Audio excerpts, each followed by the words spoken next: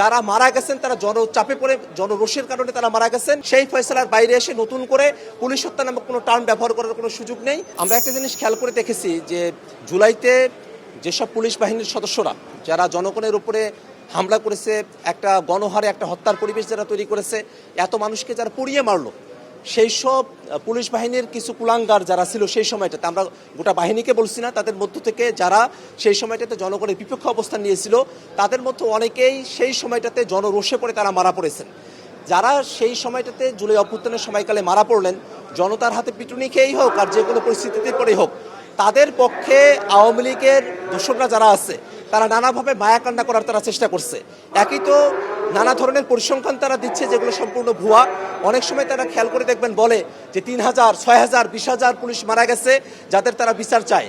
এখন এই বিষয়টাতে আমাদের স্বরাষ্ট্রমন্ত্রীও কিন্তু আজকে পরিষ্কার করে বলেছেন যে স্বাধীনতা যুদ্ধের সময়কালে যেসব হানাদাররা মারা গেল, সেই সব হানাদারদের যদি বিচার, হত্যার যদি বিচার যুক্তিসঙ্গত হয়ে থাকে, তাহলে এইসব ঘাতক পুলিশ যারা মারা গেল তাদের বিচারটাকে কেবলমাত্র তখনই এটাকে সঙ্গত বলা যেতে পারে। আমরা জুলাই যোদ্ধাদের পক্ষ থেকে সরকারের কাছে বারংবার এই দাবিটা আমরা জানিয়ে এসেছি।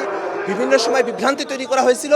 আসলে পুলিশ হত্যা বলে আওয়ামী লীগের পক্ষ থেকে যে টার্মটা ব্যবহার করা হয়েছে, এটা স্পষ্টতই এটা জাতির সঙ্গে প্রতারণা।